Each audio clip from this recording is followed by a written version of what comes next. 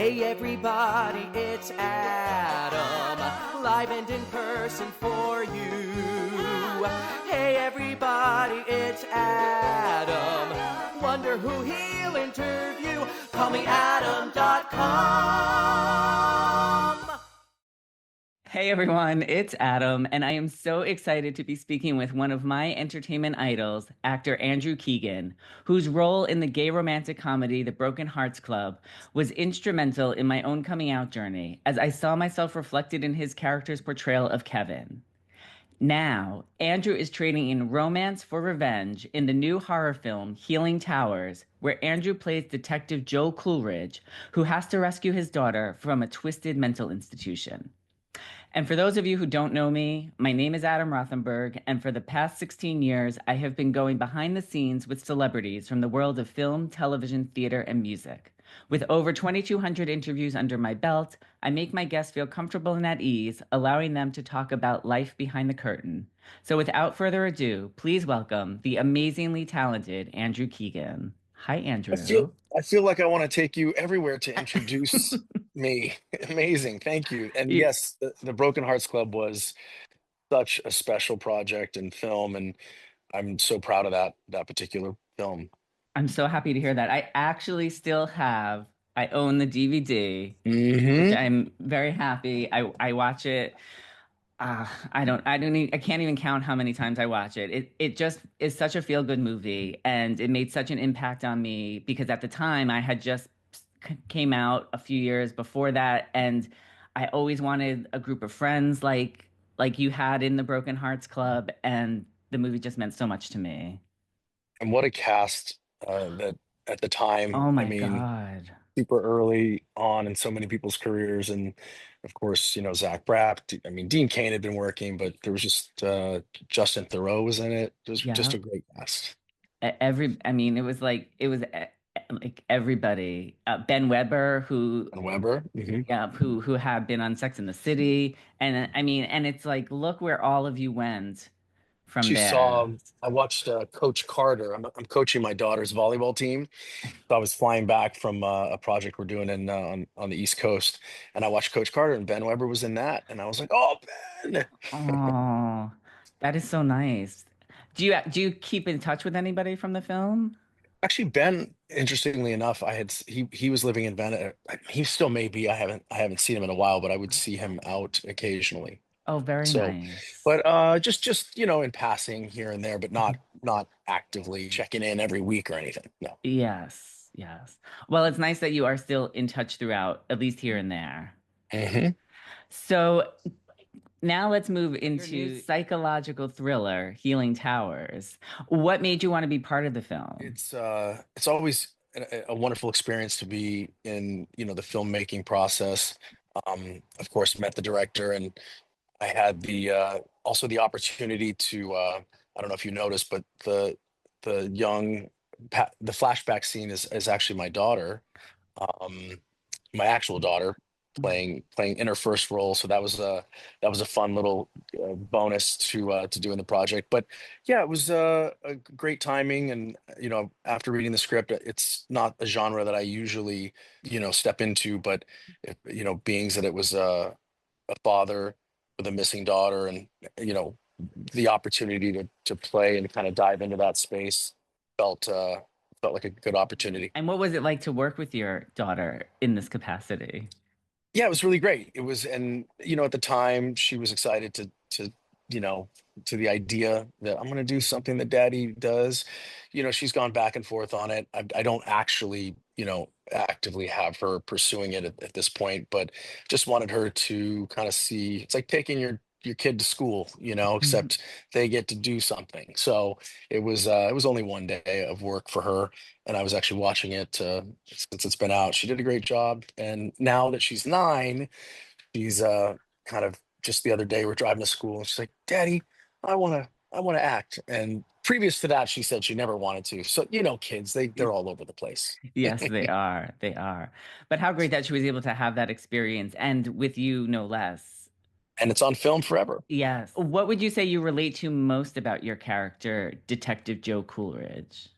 I mean, like I said, earlier, being a father and the sort of we spoke of horror, the idea of your child being missing and or would be has gone missing was something that certainly struck a chord for me, and that was probably a really big part of wanting to do it. Also, playing a detective. I mean, I've done it a couple times now. More recently, it's like dads and detectives. Those are kind of the roles. Um, and then also working with the crew, everybody was really great. Had a great time filming, and it was like a family kind of vibe. It Oh, that's nice to hear that it was a good on-set experience as well. That was makes great. a big difference when you make a movie. Yes. What would you say is one characteristic of Detective Joe's that you are glad you yourself do not possess?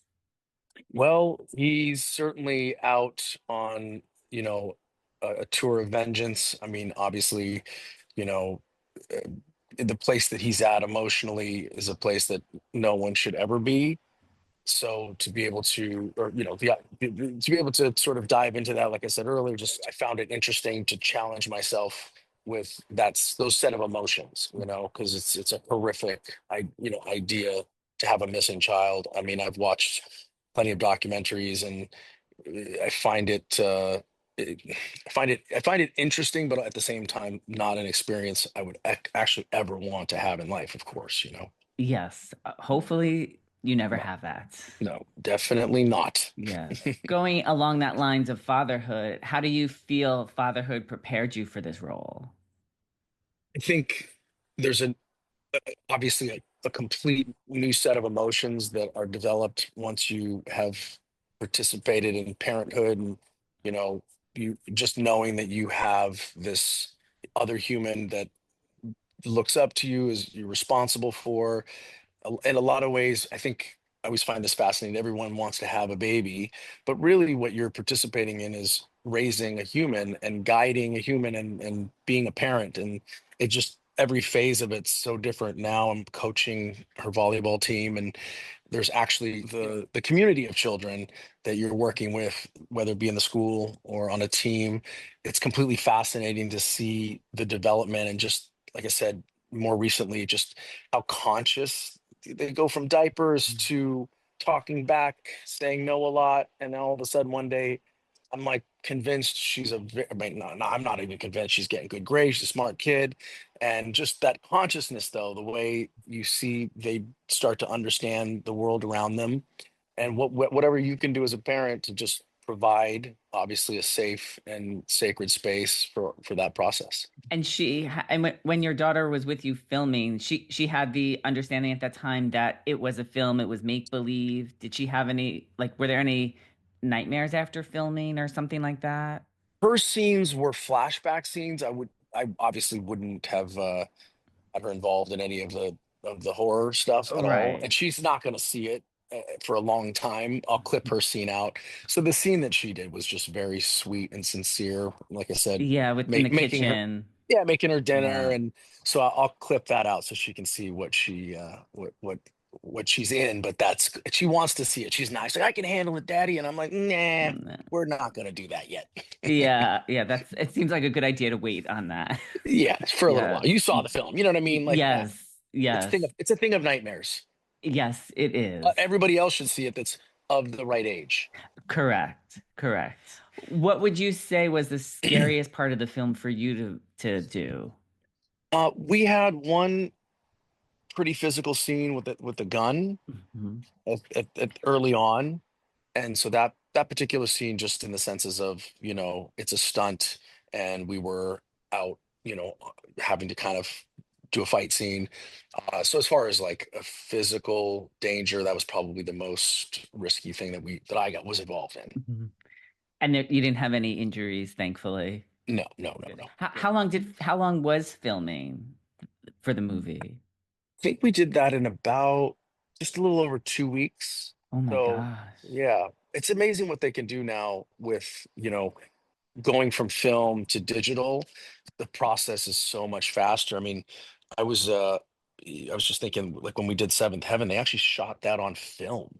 Oh my So gosh. there was like a certain amount in the roll, and Hmm. when it runs out, they got to switch it. It's a whole thing. So each take, you know, at that time, it was very important. You got your lines right and didn't waste film. But no, digital provides, you know, the filmmaker much more of an opportunity to have that freedom Hmm. to film, you know, more than we used to. And I guess it goes a lot quicker too because you Yeah, don't have to wait for the changing of the film.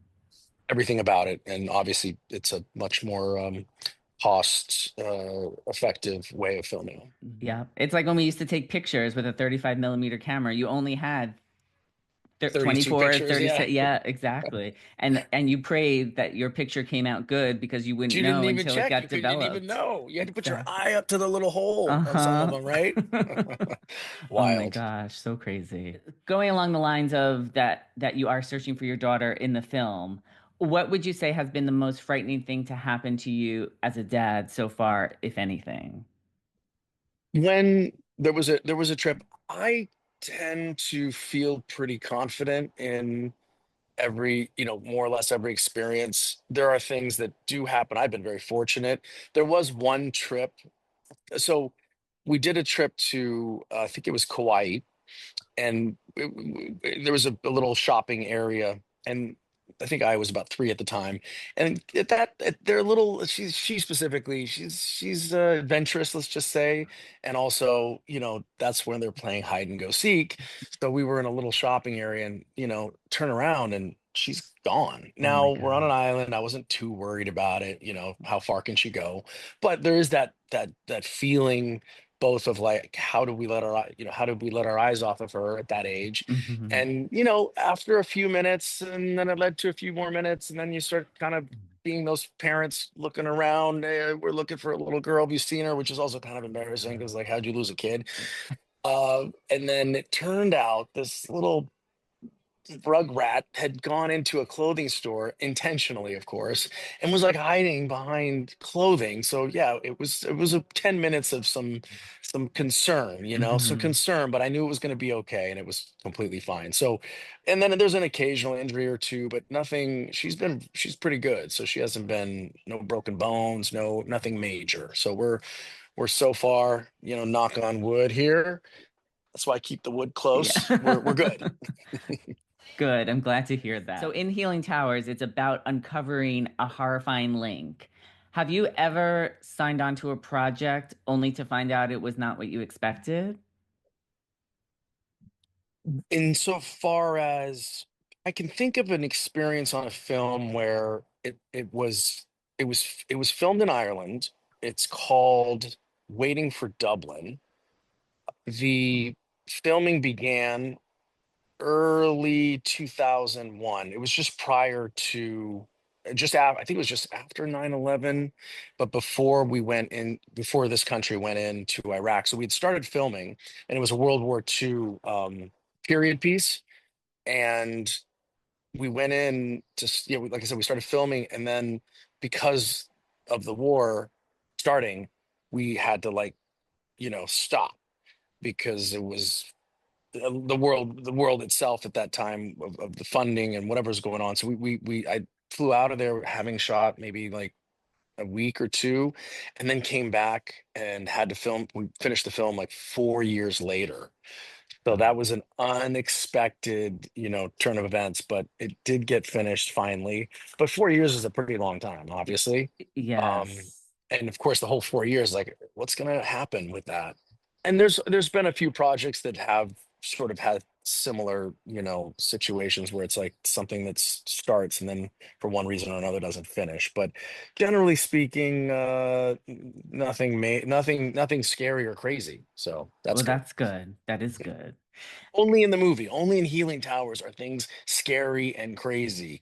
It's a wild, like, almost, you know, I don't know if horrific is the right word, but there's some things in there that are pretty wild. Yes, there were definitely some things that happened that made me think, is this really what happens in some institutions? Like I just couldn't imagine that something like that could be allowed to take place with the way, and I don't want to give too much away, but with the way the doctor was trying to help his patients, in with his method, I mean, could that, I don't know.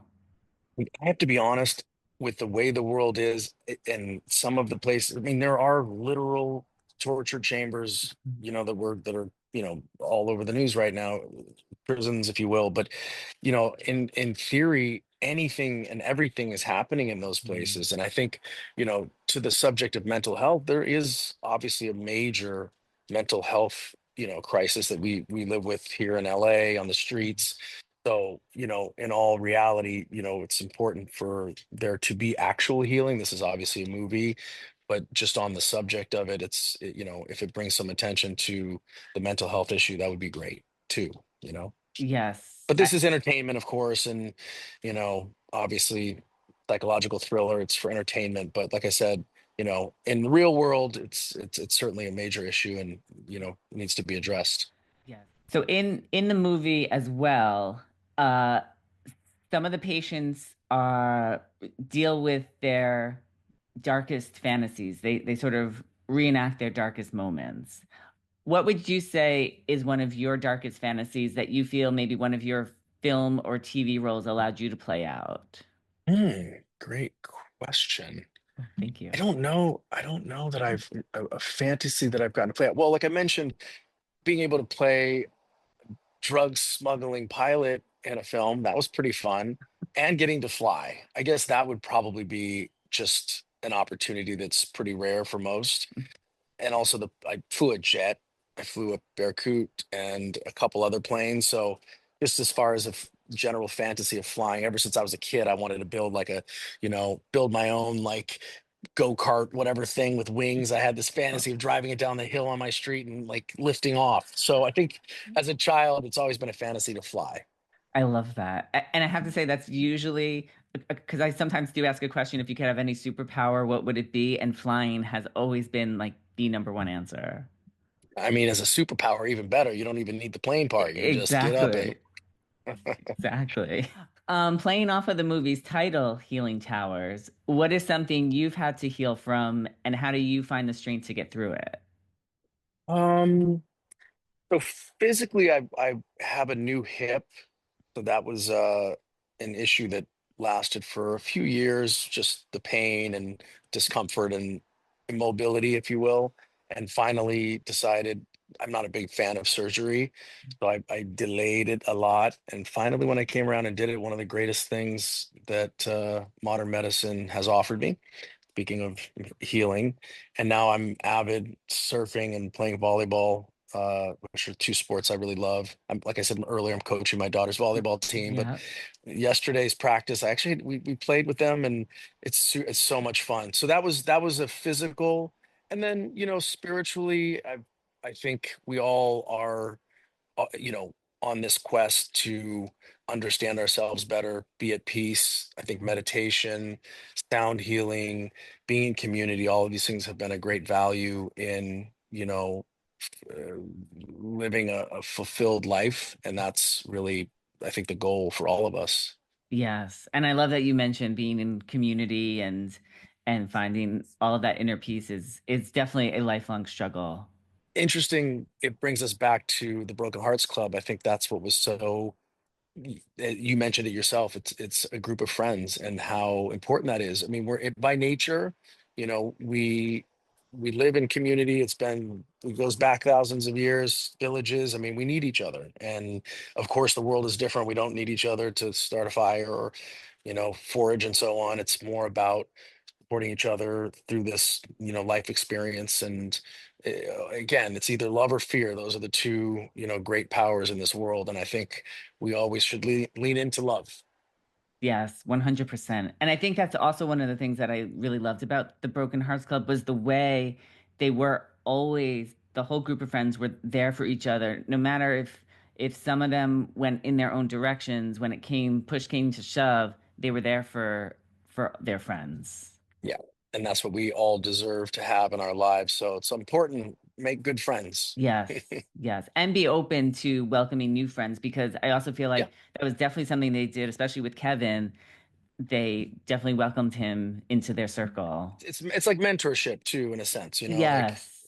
recognizing someone at the very beginning of the journey, and like you said, welcoming him in. That was very sincere, sweet part of the story.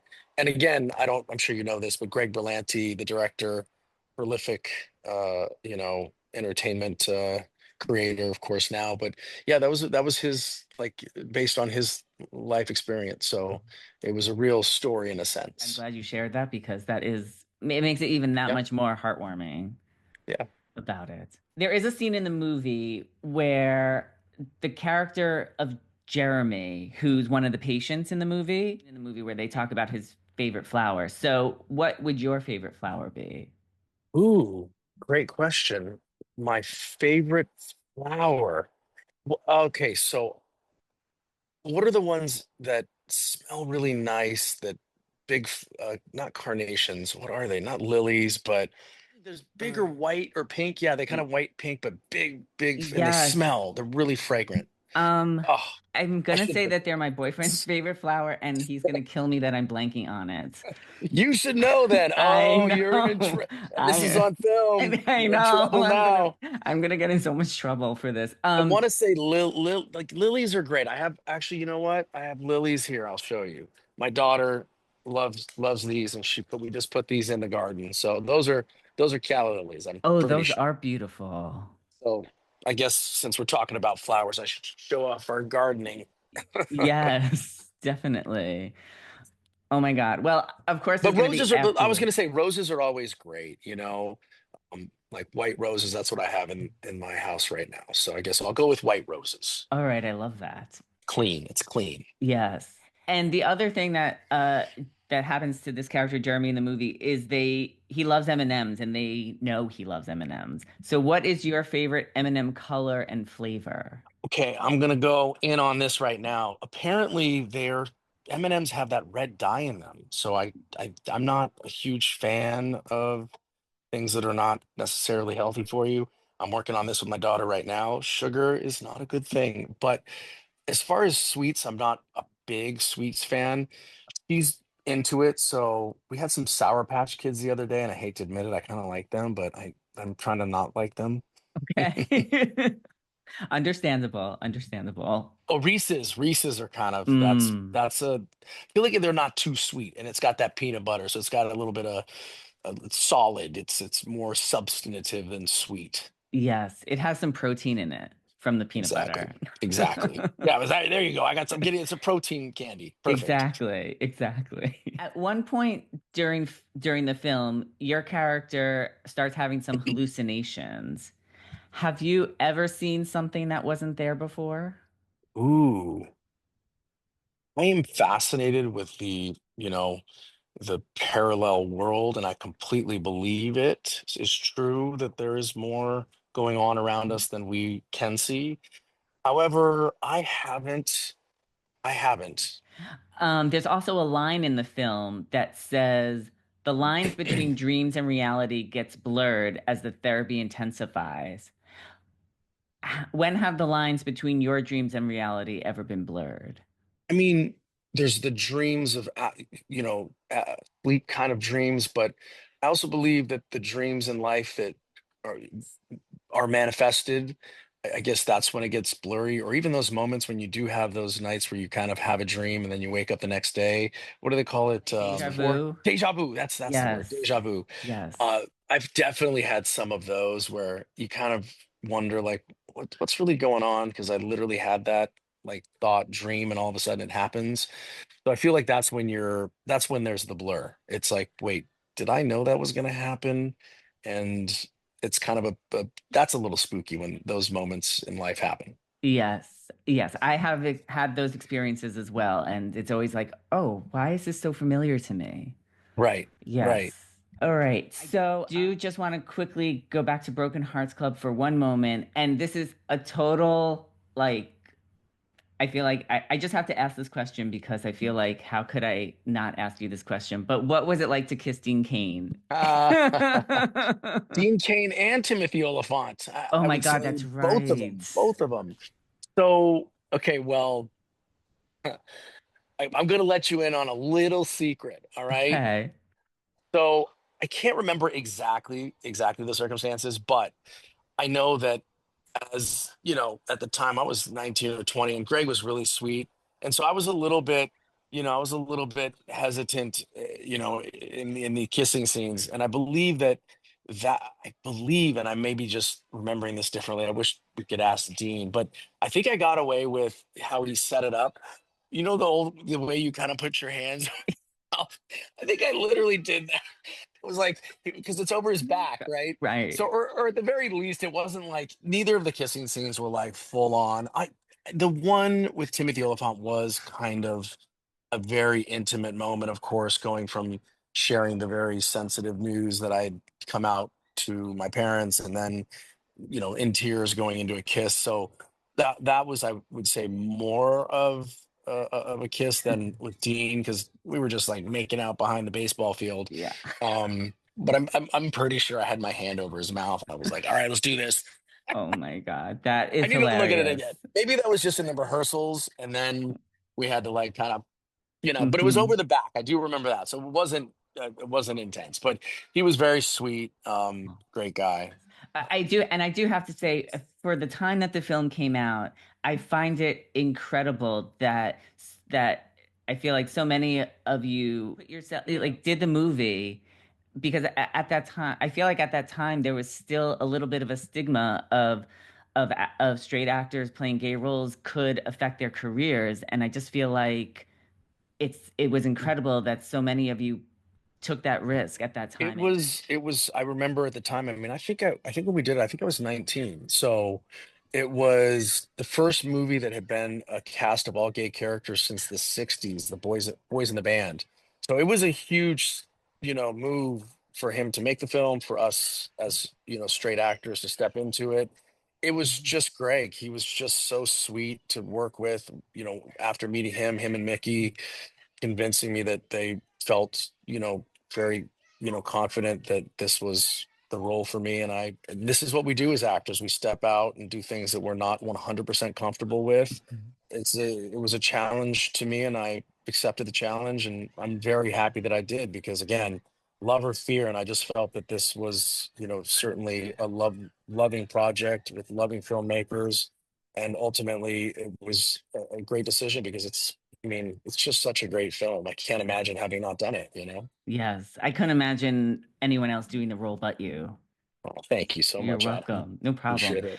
And I do need to wrap things up. So, merging the Broken Hearts Club and Healing Towers together, what do you think Kevin would be healing from if he were in the film?